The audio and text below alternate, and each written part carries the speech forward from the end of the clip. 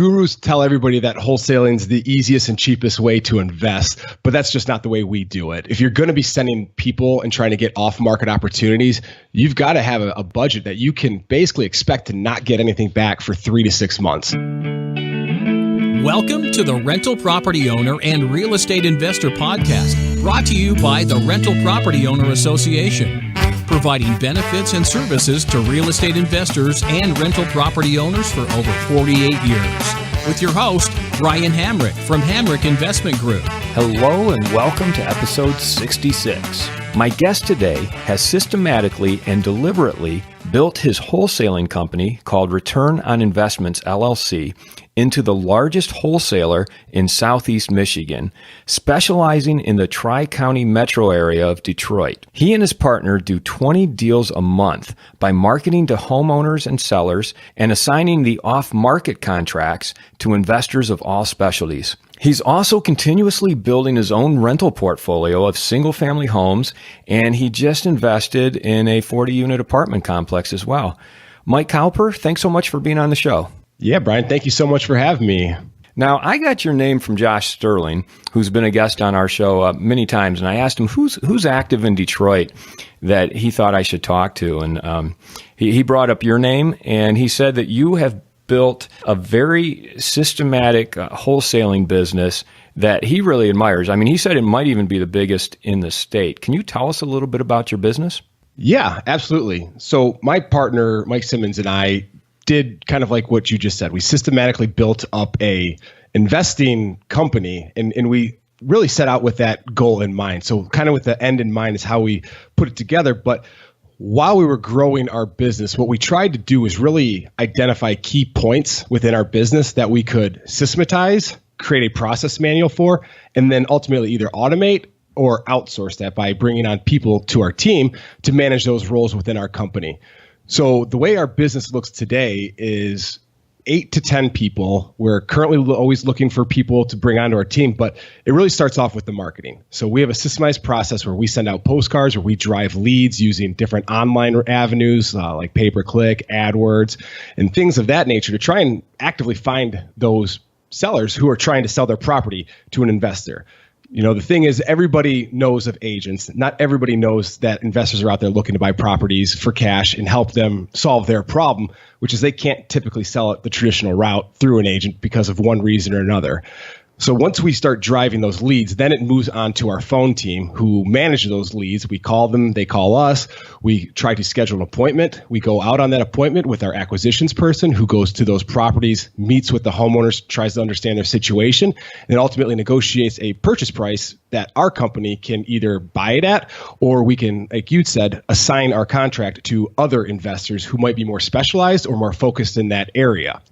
Once we assign that contract, we include our closing coordinator who manages kind of like a concierge service of back and forth with the buyer, seller, and the title company to get all the documents in place so there is a smooth transaction.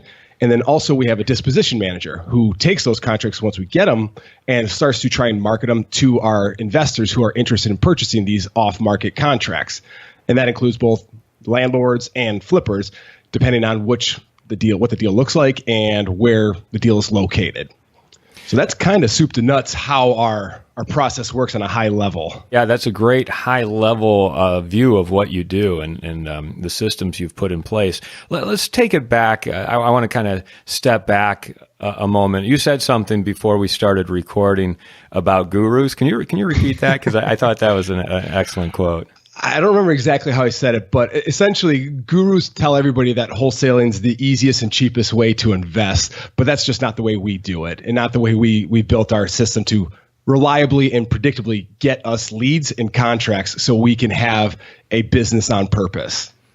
Fantastic. And then let's take it back a step even further and learn a little bit about you. I mean, you're really, your business is really taken off in just a matter of a couple of years. Who are you and where did you come from? So I have a long history of sales background. I worked at several companies doing sales, started with copy machines, moved to Thomson Reuters to sell tax and accounting information.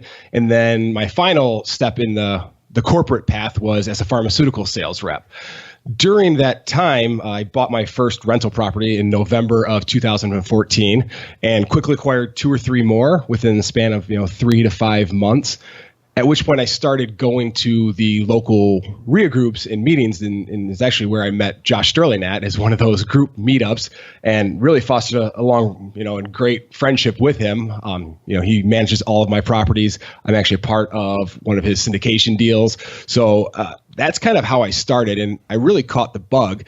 Ultimately, I met my partner by just networking, reaching out to people on Bigger Pockets, trying to get a better understanding of how do I start getting these deals, because the MLS is very competitive. And as an investor, you make your money on the buy. If you set the right expectation, you can get the right price on the front end, you should be able to cover most of your back end. So I noticed that it was harder to find rental properties that I was looking for on the MLS. So I started reaching out to people that were doing direct mail. I came in contact with my partner, who was a flipper previously, but started wholesaling because he was flipping, started the direct mailing, got too many leads that he couldn't flip himself. So he started selling to some of his investor buddies. And that's how a wholesaler was born. Ultimately, I started working for him as the acquisitions person because of my sales background. I just wanted to learn the business, learn everything I could. And having a background in both flipping from my partner's end and landlording from my end, it really gives you an advantage as a wholesaler, because ultimately, at the end of the day, you have to know what those investors are looking for, what types of returns, what type of risk they're willing to take, and then negotiate a deal even better than that so we can make money on that assignment fee. What kind of returns are people looking for? I mean, take us through the chain, from you finding the homeowner who's looking to sell, what kind of profit are they looking to make? So if you're looking at a flipper, typically what we found locally is that investors are going to want to make about 20% on that first $100,000 of ARV and about 15% on everything above that. So now you're taking into account the agent fees. You've got to take into account the rehab costs and holding costs, and then also their profit margin. So, typically what I like to do is, say the property is worth $100,000. I'm going to do 100,000 times 0.92 to cover closing costs and agent fees. 20% of $100,000 is $20,000. That's $72,000, and then back out any rehab costs, and then back out what we're trying to make as a profit. So that's typically what our flippers are looking for. Landlords are a little bit more difficult to pin down. We try to identify that the 2% rule, where basically you multiply their rents by 50 and try to get that as their all-in cost. And if we're in that ballpark, typically most of our landlord investors are pretty happy with that because it does cover most of their returns. If it's in a hotter area like a Royal Oak or a Troy, sometimes people will play the appreciation game, which I don't advise, but people will do it. And they'll maybe pay a little bit higher and take less of a return because they know it is an appreciating market and they could probably get higher rents. So same idea. If the purchase price we offered, it's at $50,000, that's pretty much what the investor is going to want to be all in for. If they want to be all in for $50,000, we've got to market it to them at a price that they can subtract that rehab cost. And then that's the price we want to offer it to them at. So say there's $10,000 in rehab, we want to offer it to them at 40 or less. And that means we've got to get it under contract for less than 40 to make any money on our end. The nice thing about our business as it's grown is we've got a lot more exit strategies now as we've grown because we can purchase properties ourselves. We even do some light renovations as needed if we're going to sell to a homeowner and try and maximize the deal. My partner and I both buy rentals, so him and I are some of our better buyers. We'll buy right from our own company, and the way we set that up is where we have to actually match the highest and best offer because a lot of the people on our team are incentivized by the profits. So if we just cherry pick the good deals and don't give them any profits to realize, they're not going to be very incentivized to get good deals if we just steal all the good ones from them. Talk about your team. You mentioned your team, and you definitely have put systems in place, and you seem to really be firing on all cylinders. What kind of team have you put in place? So currently we have 2 people that man the phones, and our coverage is from 8 a.m. till about 8 p.m. at night. We're looking at tweaking and testing some backup systems. We're part of a high-level mastermind group, and one of the people in that group has a backup/phone system that we're going to start tweaking as well that has even better coverage, almost 24/7, because we believe in live answering and being able to answer these customers when they call us, because typically if they're calling us, they're in some sort of distress situation and they want to be heard right then and there. It's very difficult sometimes to get people back on the phone if they've left a voicemail. So we try to live answer as much as we can.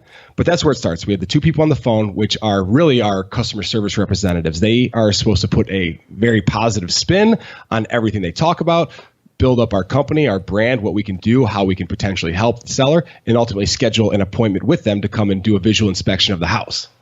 The next person in the totem pole is the acquisitions manager. That person will confirm that appointment, start to build rapport, introduce themselves, outline the process that they can expect, because a lot of people in these times are somewhat afraid and uncertain and just don't know what they don't know. So that gives them fear and doubt. So we try to alleviate as much of that as possible. Then that person goes out on that appointment and visually inspects the house, estimates the renovation costs, really digs into the situation of the seller, and we really try to find a win-win. We don't really try to hard sell anybody.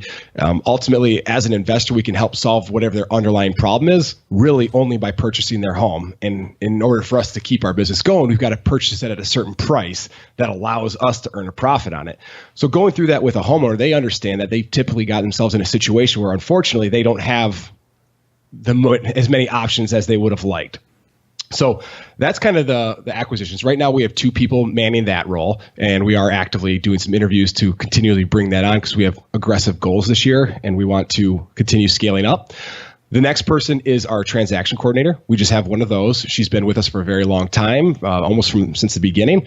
And she, like I said, just works on the back and forth with the buyer, seller, and title company. So she basically is the workhorse in the middle of all of that, because a lot of times with these distressed sellers, there are a lot of title issues, or there's a lot of things that need to be done. Sometimes they don't have technology. They don't have the ability to scan things. So she might have to physically run out to some places. She is a notary as well, so she can notarize all of that information if needed.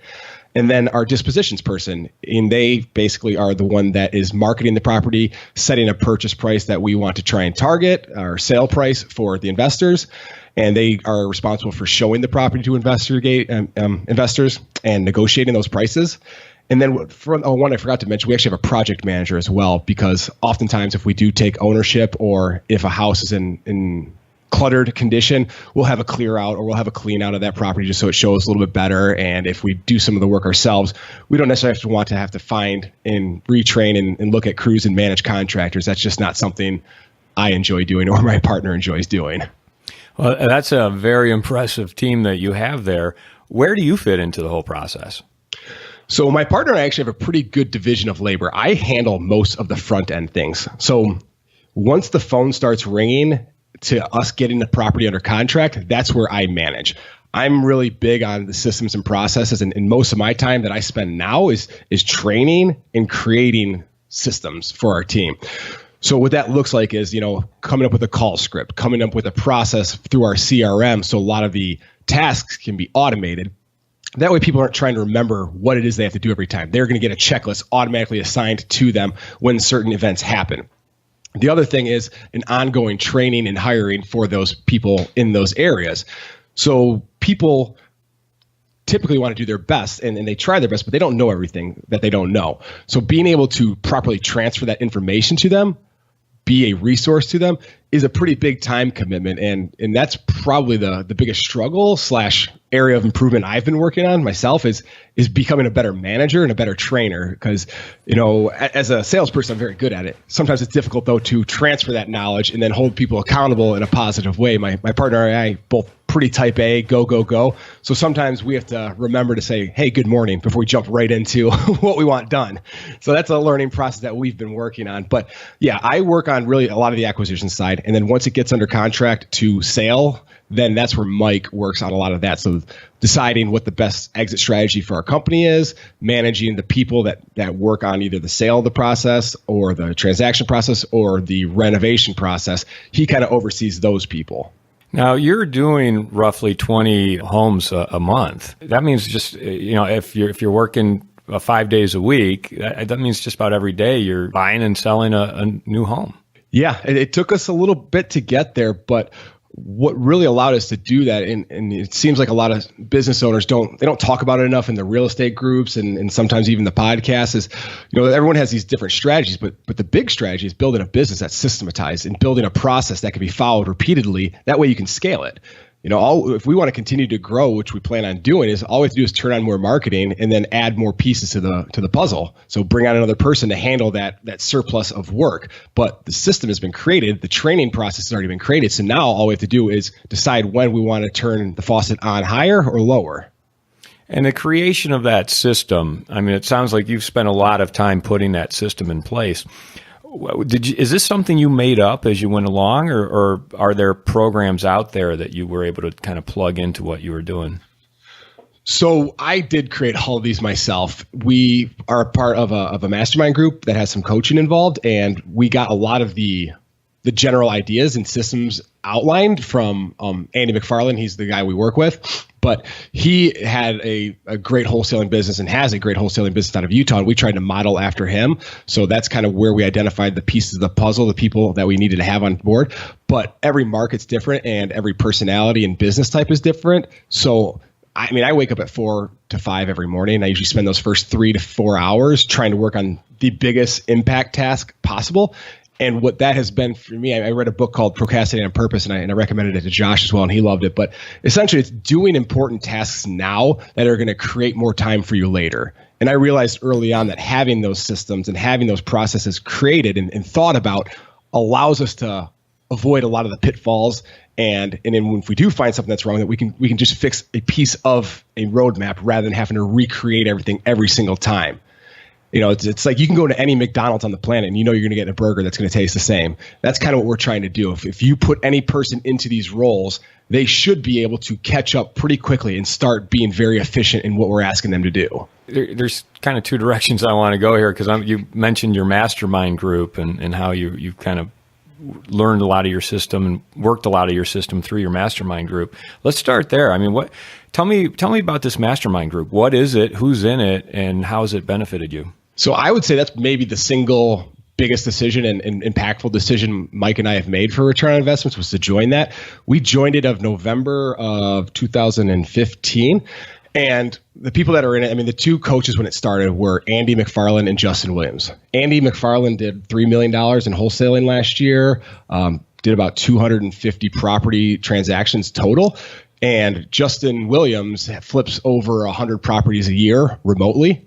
So he kind of has a lot of the systems and processes in place. And they were the ones that really taught us that, real estate's a proven method and proven model to create wealth. Everybody knows that. But to scale it and not have to be working in your business all the time, you have to actually create those systems and processes and then bring the people on to carry out those things. So a lot of people leverage, money in real estate, but leveraging people and time is really almost a more valuable thing, because time is finite, whereas money can be found, as I'm sure you know. Josh has raised a lot of money. You've raised a lot of money. I've raised a lot of money. We love working with our private investors, but you don't get time back. So they really made us think of it more in that way, is build the business you want to be, not what you're doing right now. So as a part of that, we've really had what we feel are the nation's top investors have been joining that. They're basically throughout the country. And what we do there, it's a little bit different than some of the other masterminds I think that are out there, but essentially we have one-on-one coaching with anybody we want, so we can reach out to people directly, get a direct advice for our business, but we also get to all run our own little experiments. So Andy has a great way of putting it. Everyone's running their own little science lab in their own little market, and we get to share the results of that experiment. So the ones that didn't work, we tell everybody, don't do that. It doesn't work. And the ones that do work, we tell everybody, hey, this one works really great. You guys should implement this too. So now we've got a lot of people exponentially accelerating the experimental process, and we just get to all basically get to cheat off each other's tests. Tell me about something in your little science lab and experiment. Tell me about something you tried that you thought was a great idea, but it did not work. So it's something I'm going to be revisiting again, but I tried to create a driving for dollars system and process where it incentivized our people to, as they're going around, identify properties that are vacant and, enter them into our system. And the way I incentivized them was to get a certain number of properties. But what I found out was they just start finding houses that didn't need anything. Somehow one of our people at one point found 7 properties on the same exact street, and they were all in disrepair apparently in a nice area. So they just started hitting numbers rather than quality of those driving for dollars leads. So it ended up becoming a bottleneck because now we had to filter through all those leads, identify the ones that truly were decent. And it just ended up not being a time value or an actual value to the company as well, because I don't think we turned any of those deals. So I think there's something there, but the way we did it wasn't the right way. And then on the flip side, what is something you tried that actually you found great success in? So the big thing is live answer. We started off really letting everything go to voicemail and trying to get back in touch with them. But what that ends up doing is just killing your time later, because it's really difficult to reconnect with somebody after they've left a message, because when they call you, they're motivated in the moment. And then when you call them back, their mind might have changed. They might be doing something else. They might be unavailable. So instead of just being able to answer the call right then and there and maybe take your 10, 20 minutes to talk with them, now you can end up spending, 30 minutes, 60 minutes, an hour or more, just trying to either reconnect with them. And then when you do reconnect with them, spend that time that you could have spent right away with them. So that we found to be a pretty big time suck. And that was something that was advised to us from the Mastermind Group. And we've been very happy with the results. Now, you've obviously built a successful business. You have systems. You have a team in place to handle these types of calls and to stay on top of everything.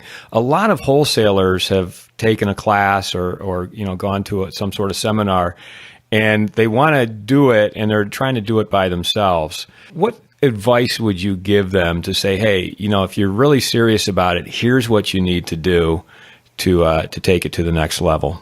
Yeah. So, I don't like saying this so much, but it's true. You have to have some capital if you really want to consistently be able to wholesale or find leads. If you're going to be sending people and trying to get off-market opportunities, you've got to have a budget, probably of $1,500 to $2,500 at least. Maybe not exactly that, depending on what your market looks like and response rates are. But you've got to have a budget that you can basically expect to not get anything back for 3 to 6 months, because not many mailing or advertising campaigns are able to really get true results until you've hit them a few times. So what we try to target and what we would tell people to do is, have a campaign of mailers or something along those lines that you can comfortably be able to set out there and test for 3 to 6 months and do it consistently. A lot of people will do like one big mailing, say that didn't work, and never try it again. Well, those are great for us because now they've primed the pump for us. We're going to hit them every month, every other month, and they're going to call us. And maybe that's the first one we send is the one that they call on, because we're trying to basically be on top of their mail pile whenever it is that life event happens and they've had enough and they want to sell their house. So I think consistency is a big key to it. So we send out mailers every single week, sometimes twice a week. And what I would advise people to do is when they're getting started, maybe pick a farm market that you are wanting to invest in, either personally and you have the capital to or the resources to buy the properties yourself, or if you want to wholesale them, make sure that's an area that other investors are interested in as well. But you can sometimes start small. I would advise everyone to hit everyone on their list every 45 to 60 days. And then as they continue to see profits and revenue increase, then you can continue to expand that geographical area. And once again, that always goes back to your investing goals. Not everybody wants to blow up a huge business like my partner and I do. Some people are very happy with a lifestyle business, and there's nothing wrong or right about either of those goals.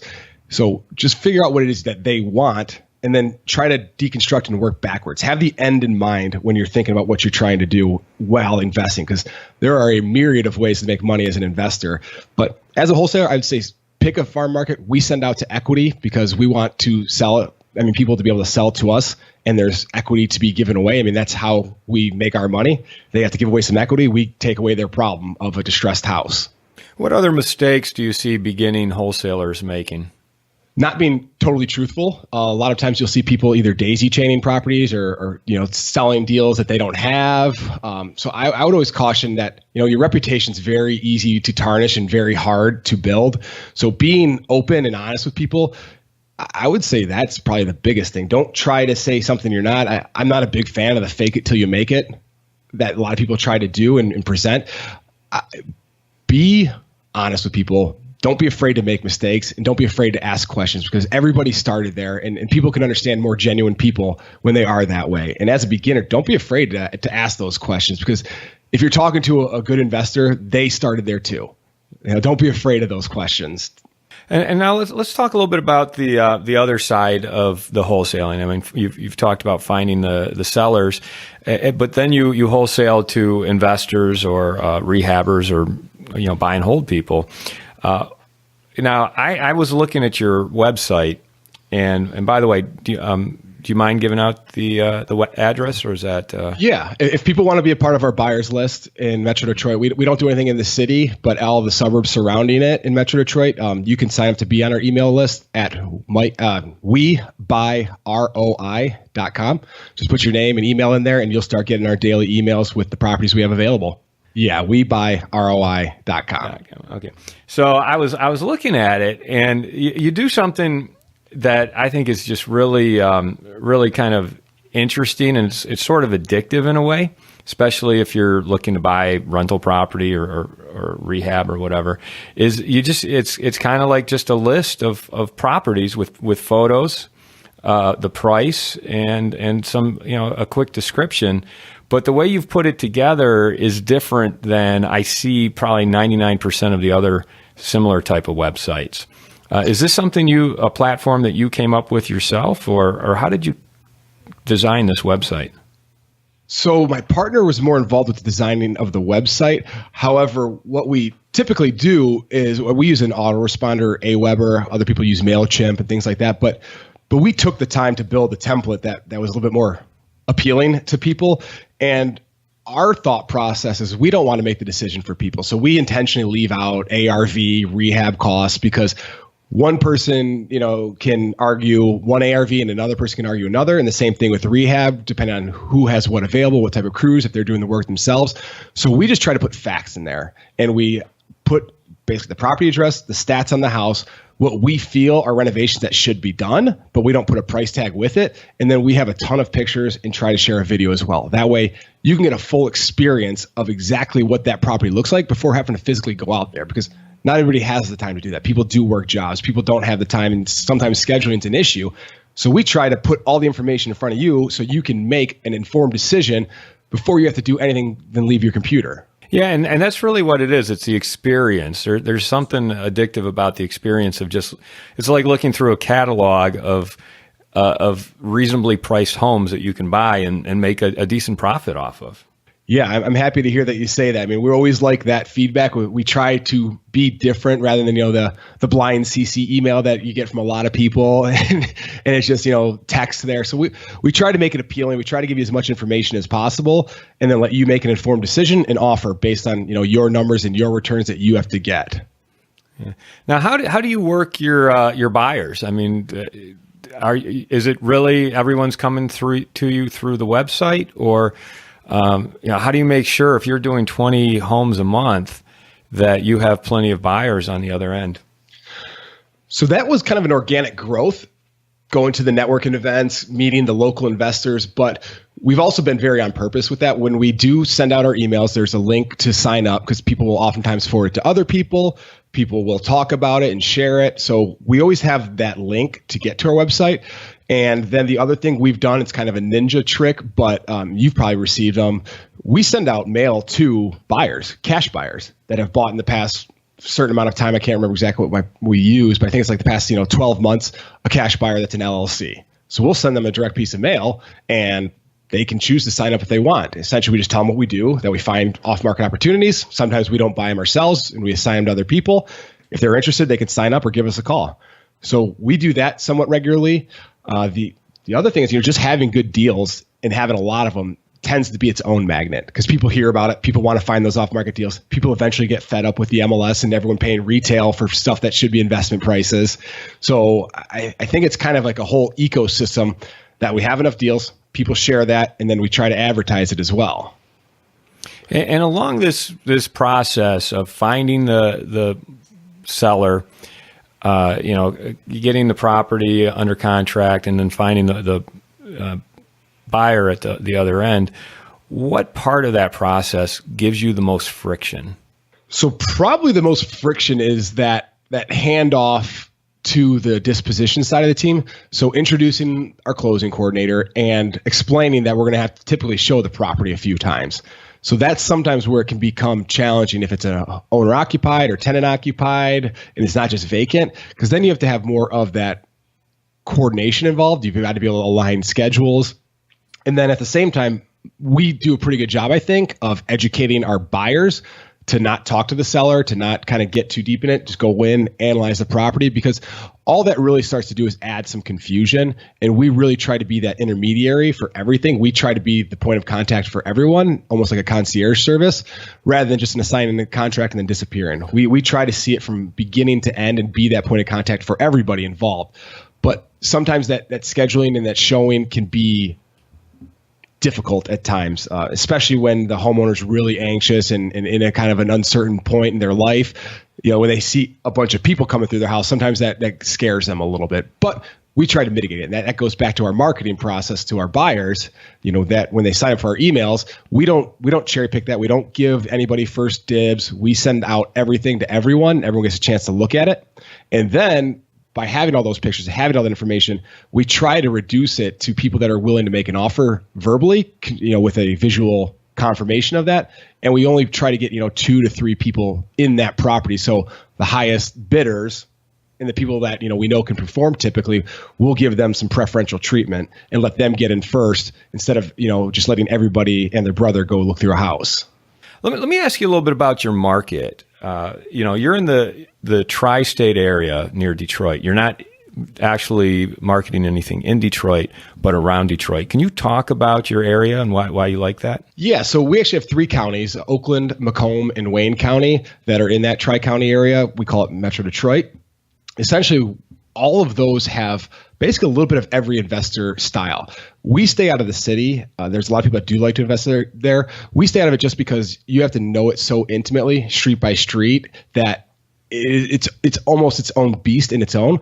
So we work in the suburb areas because that's easy to pull reliable comps. You have more of the neighborhood structure, so you can really look at a valuation and compare to similar style houses. And you don't have to worry about crossing to the wrong side of the street and the entire street being burnt out. So we focus on the suburbs and a lot of those areas because it allows us to hit all of our investor pools. So there's certain markets and certain cities that are more rental driven. So you're going to have more of that blue collar worker. You're going to have more of those people that are, the value of the property is not going to appreciate very much, if at all, or rise. But, you can be all into a house for, 50 to 80 grand and get, $900 to $1,300 a month on that rent. So there's great returns. But then you also have some of your other areas like a Royal Oak or a Troy where people want to live there and the values are higher, but you can also earn much more of a flip opportunity. So within our 3 counties, there are like 3 million people if you take out the city of Detroit, and we market to 160,000 people. So we have a huge audience that we can send mail to and consistently find leads for all of our investors. Yeah, and what is, I on my end of the spectrum where I'm looking for multifamily investments, it's a very tight market. I mean, I really don't see much that comes across my desk that excites me. But you're doing 20 deals a month. Are you noticing that as your system grows, you're just finding more properties, or are market forces affecting you in any way? No, I think with what we do, to be completely honest, we're more of like a sales and marketing company than anything else. So people are always going to have life events. People are always going to have properties that they don't take care of. And essentially, we get to figure out what that high watermark is at this exact moment in time and negotiate based on that. So we don't have any long-term risk because we're not staying in a deal long enough for market forces to really hurt us. The only issue that we can run into is if it's a really rapidly appreciating and rising market, more people want more for their property and might think they can sell it via the traditional route. So they might not call us as much. But even agents, they don't typically want to deal with a house that isn't retail ready. They don't want to have to try and sell an investment style opportunity because then they have to deal with us investors who are going to give lowball offers. Yeah. So you when you talk about life events and the type of person who would work with you as and sell their home to you, it's really people who may not have the time or the inclination to get it sale ready for a traditional real estate agent to sell. Exactly. I mean, there's some sort of distress typically in all these properties, and that could be any type of distress. So it could be that deferred maintenance, and they don't have the resources to make it retail ready. They might have been moved, and they just have to sell their house in 30 days, which will never happen through an agent. Typically, they might have just been divorced. They might have had a death in the family. They might have inherited a house.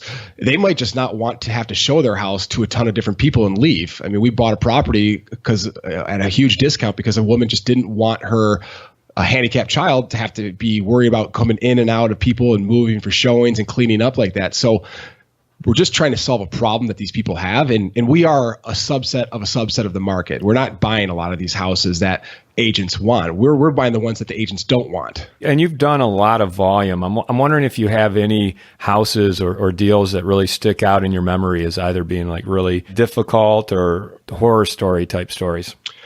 Yeah, we've actually got two of those that really stick out. And it's basically us going against our instincts a few different times or us trying to, I guess, think we knew more than maybe we did or thought we could overcome some things. But we had one property that we purchased ourselves and it was just outside of our investing market, but it just on paper looked like such a good deal. However, hindsight being 2020, it was such a good deal for a reason. It was off a major road out in a rural area where there's not a whole lot of buying volume of homeowners. So we ended up holding on to that thing for way longer than we expected. Our holding costs ate us up. And then the day before we finally were ready to sell it, a pipe burst in the middle of winter with the furnace on that flooded the house. So we had to restart the renovations on that one. So that one was a nightmare. And basically we didn't listen to our investors because if our investors give us crickets, it's probably a good reason for that, because it's just not something that investors are interested in for one reason or another. So we kind of just said, on paper, this looks great, and we did it. We didn't take the market into account that was basically telling us this is a bad deal. The other one we're working on and have worked on is we found it is difficult to wholesale and flip high-end houses. That's just not our niche in the market. So some of the houses that we've taken on in the higher income areas, one, they expect a very, very high level finish, which is not part of our business model. If we're going to flip something, we're typically going to do like carpet and paint, maybe some very light cosmetic stuff, but nothing super major, like a full renovation of kitchens and bathrooms if we can avoid it. So we tried, once again, looking at it on paper, thinking this would be a great opportunity for people to get into this area at a low price point. But people that are at that price point don't want to do any of the work. So we kind of found ourselves in a catch-22 situation where we ended up buying it because we thought it was going to be a good investment. And once again, we just didn't listen to the market forces. Go back 3 or 4 years before you really got into this as a business and an occupation. If you were able to see where you are now, would you be surprised? I think a little bit with the acceleration and the speed at which we were able to do all of this, but I knew I would eventually get here. I always kind of wanted to do real estate. And then one day my best friend and best man and I were kind of having a few beers and, you know, I was talking about real estate and he just kind of looked at me and goes, why don't you just go do it then? You've been talking about this forever. So that week I went to a RIA group and I started learning, and a month later I bought my first rental property. And then the next 2 to 3 months I bought 2 more rental properties. And, you know, I think that's kind of what Josh likes. And you see enough people that they go to enough of these educational events and these groups and networks, and they just don't take action. I mean, very little can be done if you don't take action. My partner has a pretty good saying with some of the people we work with, and it's basically you can't steer a parked car. So you have to have some sort of movement. And, you know, from there, when I met my partner, you know, our first year we did about $250,000 in sales and gross profits. And then the following year, we tried to condense that. We got in our mastermind group and we did $1 million. And now this year we're looking for $3 million. So we have continually pushed ourselves to not only take action, but review our results and see if there's ways to become more efficient, and also if there's ways we can scale. So I think being able to see an end goal and then deconstruct that working backwards has been very beneficial to me. And the biggest thing was just being able to make a decision, evaluate the options, but make a decision quickly, but not recklessly. Yeah, you know, it's interesting. You're definitely have taken action, and that's made a big difference. You seem to have a lot of confidence in what you're doing. A lot of people who want to get into real estate, for whatever reason, don't take that action, and maybe don't have the same amount of confidence. I mean, what have you ever felt doubt, or maybe I'm not doing the right thing? Or what kind of fears did you have to overcome in the beginning to get to where you are now? It's that first step that's the hardest, I think. So just willing yourself to make that first step, if you've already gone to the RIA groups and you've already been that education junkie, just put in offers. And then that'll force you to start actually analyzing deals. And then some of those offers will start getting accepted. And then you can actually do your inspection period and look at it. So I would say just look at that next step and take it, whatever that looks like for you. And yeah, I definitely have fears, but I think part of my sales background is always working through those fears. It's never fun to knock on a door and to try and sell a copy machine to someone's not expecting you, or going into a doctor's office and telling them that they should write my prescription because of this. And this doctor's done years of education and training. And I'm some guy that, learned about a particular medication, try to sell them. So I think the sales background helps me work through those fears and quiet them. But I just know that in real estate, especially in the landlording business, on a long enough timeline, I think you're always going to make money. It's just inevitable. Yeah. If you listen to the podcast, you listen to people like yourself who are doing it and pay close attention to what you have to say. Absolutely. I also think, going back to your website, which is webuyroi.com.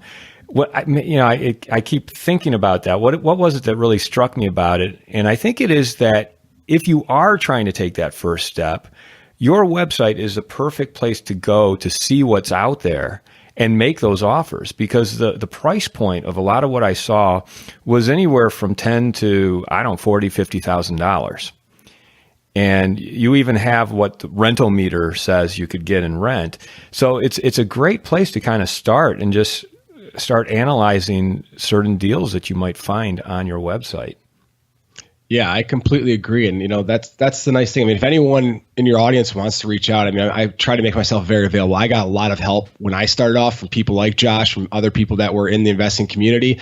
So if people ever feel like they want to reach out and ask me questions, I try to make myself available. Obviously, running a business, I can't answer them immediately, but I do always try to carve out time to help the next person, because I did get a lot of help myself, and I'm sure you did as well.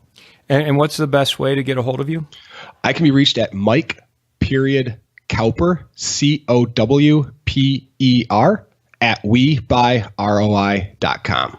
Well, Mike, as we wrap it up here, is there anything I haven't asked you that I should have? I think you did a great job in asking a lot of the good questions about wholesaling, and I think we covered a lot of them.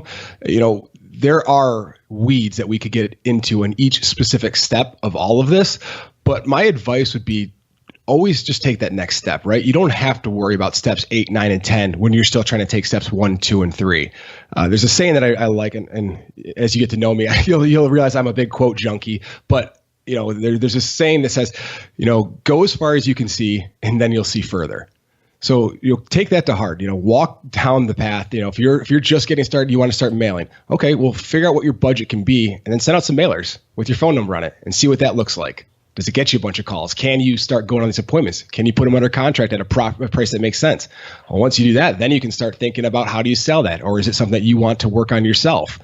So once you start taking those steps, then you can start seeing where the cracks are and start fixing those cracks. Because you, in your mind, can think of a million reasons why things are going to fail, but very rarely do any of them come into play. Well, Mike Cowper, thanks so much for taking the time to talk with us today. I've learned a lot from just listening to you talk about your business and how you've put systems in place. Well, thank you, Brian. I really appreciate you having me on. You've been listening to the Rental Property Owner and Real Estate Investor Podcast, brought to you by the Rental Property Owner Association. You can find out more at rpoaonline.org. If you enjoyed this podcast, please go to iTunes to subscribe, rate, and review.